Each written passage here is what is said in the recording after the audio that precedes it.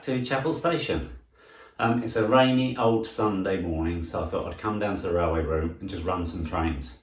Having got the 47, which you saw in my last video, the review of it, the Hornby Railroad Plus version, maybe want to get out some of my older 47s and run them around the track. Some or all of them are DC, so I've got them running on the DC track on the inner line, and then I've got the Hornby one running on the outer line. I've turned the sound off this time, so I know the sound was quite intense from the last video, so you probably didn't hear a lot of what I was saying, so apologies for that.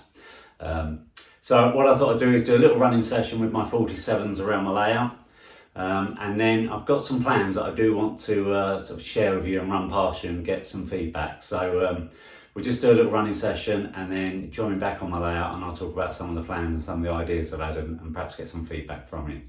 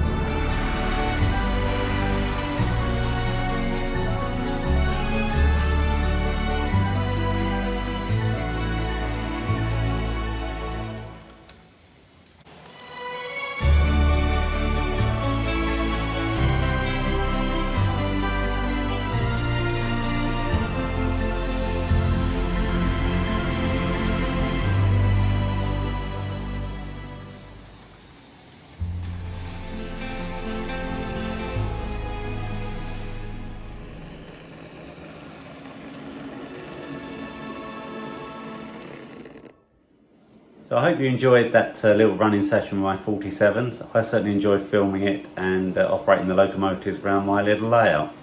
So on to the plans I was talking about. So if I show you what I've been thinking. So I've been looking at some YouTube channels, as you do, always looking for inspiration.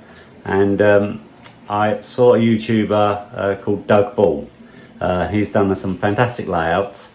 I'll put a link in the description to his YouTube channel. He's really fast modelling, but really accurate and detailed as well. So very impressive.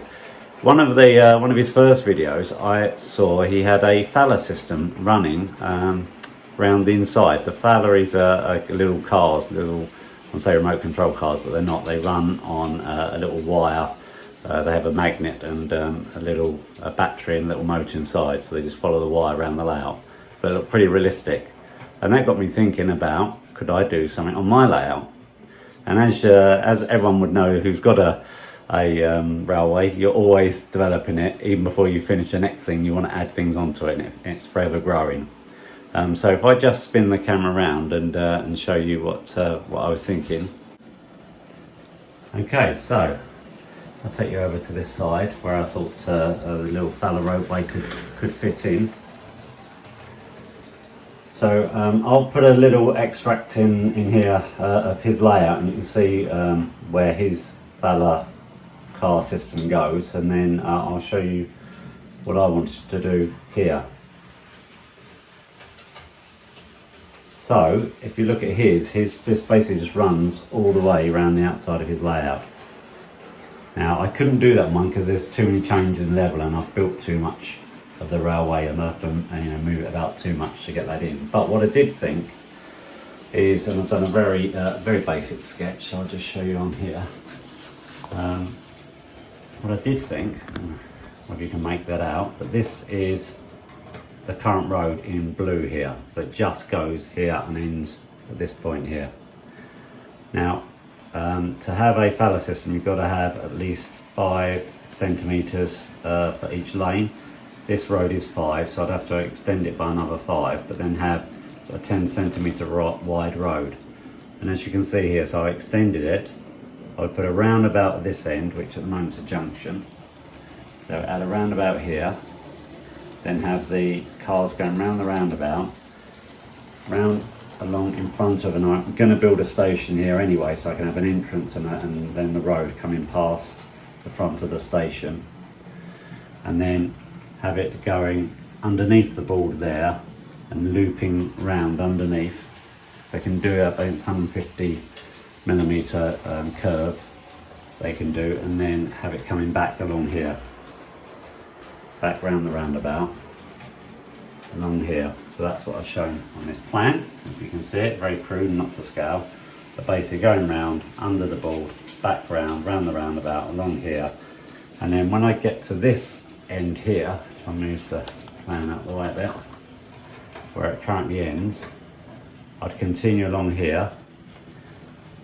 I was going to build an embankment in here anyway, so I can have the road continuing here, and then have a separate road bridge in front of and slightly lower than the viaduct.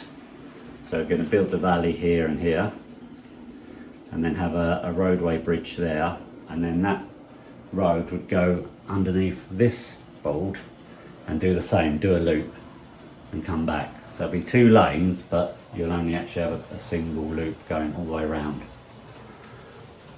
And that's what this very crude drawing shows there. So coming in across a road bridge and then looping underneath.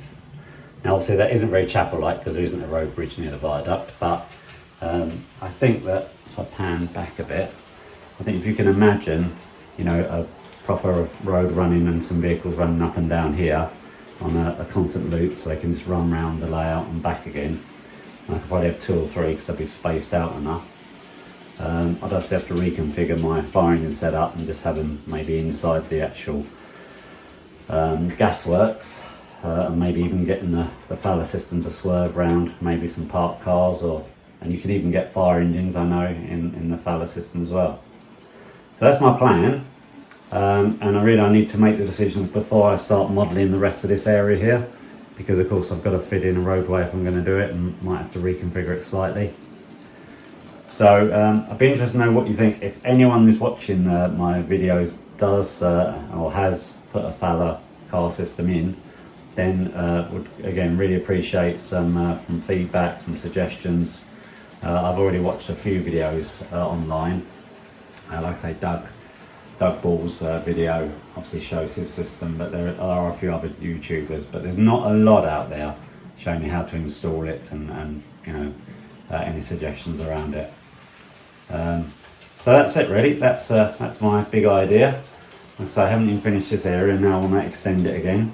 But I do think it's calling out to have a proper live roadway running around the layout and back again, up and down here. I think that'll just add to it, add to the realism. So let me know what you think. Thank you for watching again. Again, don't forget to subscribe. I've noticed that only about a quarter of the people that view my videos are subscribers. So yeah, so please, a big shout out to everyone to subscribe, and thank you to all those who have subscribed recently. And don't forget to give me a thumbs up, because that helps share the videos, and hit that bell icon if you want to know. You can just see my 47 just creeping past in the background there, if you want to know of new videos when they come out. So thanks very much, enjoy your modelling, and I'll speak to you again soon.